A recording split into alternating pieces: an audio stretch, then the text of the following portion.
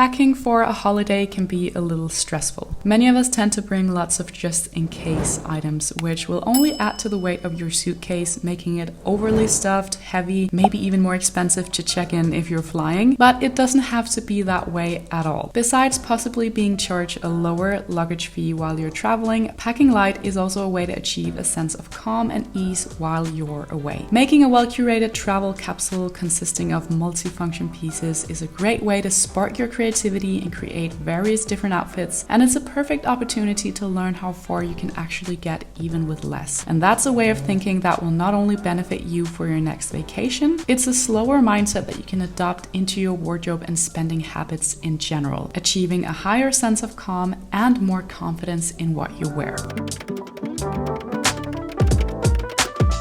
Besides taking the weather, destination, activities, and length of your vacation into consideration, factors that may all have an impact on what would be the best items for you to pack, there's another method you can use as a template for minimalist packing. It's called the 5-4-3-2-1 method, and it's perfect for vacations of 1 to 2 weeks in length. The method makes it easier for you to stuff your belongings into a standard carry-on suitcase or even a backpack. The beauty of the method is that you can alter it to fit your unique needs. Now, I cannot take credit at all for this no less than brilliant approach to capsule packing. The genius behind it is actually Jen Bosen, and I will leave her website and the original article down below for you in case you want to dig a little deeper into this method. All I can say is a huge thank you to Jen for sharing this approach, because honestly, I think it's going to take away so many layers of packing stress in the future for me, and hopefully for you guys as well. With that, let's break down the principles of the rules so you can learn to master the art of packing like a minimalist yourself. Here's what I'm bringing for a 10-day summer holiday in Copenhagen using the 5-4-3-2-1 packing method. For the main items or daily outfits, which can also be styled up for evening, I brought 5 tops,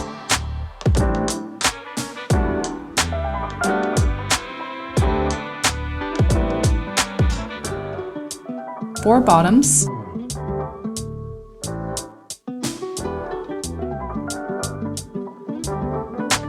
3 pairs of shoes, so 2 per day, 1 per night, 2 dresses,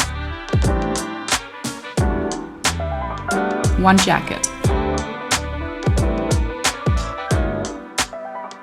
For accessories, I decided to go for just a few options to be able to tweak my daily outfits just a little bit, and also be able to dress it up with some jewelry if we're going out for dinner or something similar. So I bought 2 different bags with interchangeable straps so that I can kind of update them from day to night. I brought 2 belts, which are matching in color to my shoes and bags, which I find to be a nice way to be able to create color coherence. 1 pair of sunglasses, a handful of different jewelry. So as mentioned, the trick here is to bring multi-function items that are more or less fully interchangeable so that you can create multiple outfits, mix and match no matter the occasion. For the main outfits, I've got 15 items and I can create at least 12 different outfits with that. 8 looks for daytime, which can of course be repeated because, you know, wearing the same outfit on different days is allowed. And then 4 evening or special occasion looks. I prefer packing mainly separates here. I could have packed, let's say, 5 dresses and then fewer tops and bottoms, but I do like having the styling possibilities of separates. Plus, I'm not much of a dress person, even when it's summer. So this shows how flexible the method really is. You can kind of switch around the categories so it suits you and your style and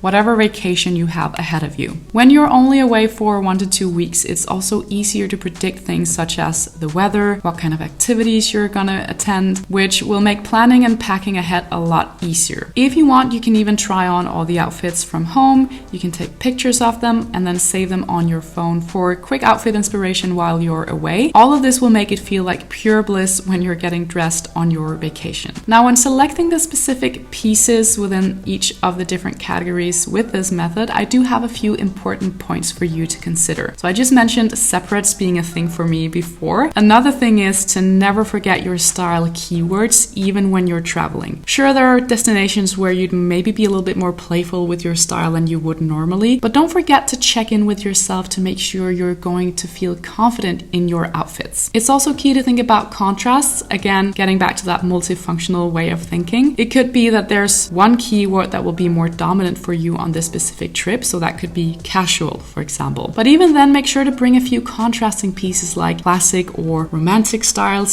so that you have the option to dress up any casual outfits if you're going out for dinner or something that does require a little bit more effort. The main part of the items I'm bringing for this trip are casual, but then I'm also bringing a pair of heels, I'm bringing a blazer and some nice accessories so that I can easily take any outfits from day to night if I need to. Shoes and a nice jacket or blouse is such an easy way to achieve a more polished look. I will also be packing what I call extras. So this is the kind of stuff you wear strictly at the hotel or underneath your daily looks, for example. So that would be things like workout clothes. So I'm bringing a workout bra, a top, some gym leggings and some shorts, a pair of comfy sneakers if we're going on long walks or if I'm gonna be working out, a fleece jacket just for any like chilly mornings or evenings, loungewear for when we're just chilling out at the house, PJs for nighttime of course, socks and undies, and I might also bring a bathing suit. So although I don't adopt the 5, 4, 3, 2, 1 method for the extra items listed here, nor for accessories, I do still try to keep things to the bare minimum. Just to challenge myself and also because I genuinely think that it makes things so much easier when you don't have to think too much and when you only have fewer pieces to choose between. Of course, I want to make sure that I have socks and undies enough for the entire trip, but if I'm only away for 10 days, one set of PJs and one loungewear set should be more than enough. I might also only do a light workout, let's say 2 to 3 days while we're away, so I can easily just hand wash my gym clothes if they need a refresh halfway. So after settling on what to bring, all you have left to do now is put it all neatly in your suitcase. This method has been a true game changer for me. I love a good template or formula like this as a baseline and a place to get started, and I really hope it will make packing light a lot more blissful and easy for you too. If you enjoyed this video, make sure to give it a thumbs up. Make sure you subscribe to my channel for more minimalist and slow fashion content. I'd love to have you here. With that, take care, have an amazing summer, and I hope to see you very soon with another video.